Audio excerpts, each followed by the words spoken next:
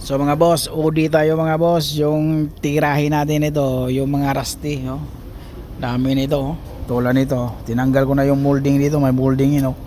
Ito, pati yung ilalim, malaking trabaho to siya. So tatanungin ko muna kung tatanggalin ba to siya. Kasi ang maraming kalawang. So dito, nauna na natin to, ito. So yung sunblast na natin to, ya. Sunblast to. Tapos ito rin. Ito, lagyan natin body filler. Tapos yung bumper hindi nakasama, ito. So medyo malaki-laki ito pati pangilalim. So tinanggal natin yung bracket para masundot natin sa lalim. Ito bayan, ito tatanggalin pa natin ito yung molding. Pwedeng hindi na siguro to yung kabila tinanggal, kasi grabeng kalawang ito. Kailangan, pero ito kabayan, walang warranty ito. Kasama tong pintuan kabila, medyo malalim yung pintuan. Ito pintuan kabayan, ngayon tanggalin natin ito kasi pati yung pangloob, ito sa loob, tanggalin natin yung sealer dyan para palitan natin yung bago.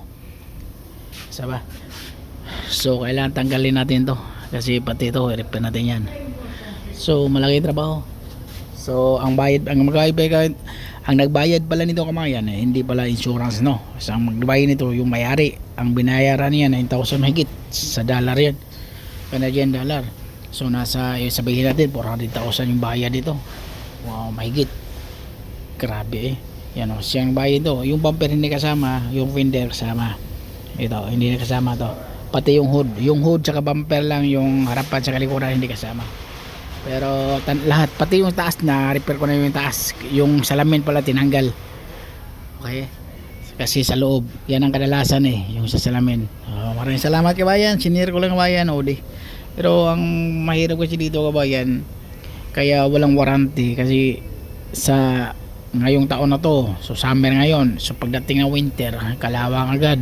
So hindi katulad sa Pilipinas na mas maganda ng Pilipinas kasi mag body repair ng tulad ng mga kalawang, kasi hindi naman ganong, wala nang kuan walang snow doon. Problema dito yung snow kasi asin yung natanggal ng snow nasa daan, kaya yun, yung asin kalawang yan yan ang nakakalawang ng kuan, mga bakal. Okay, maraming salamat kabayan.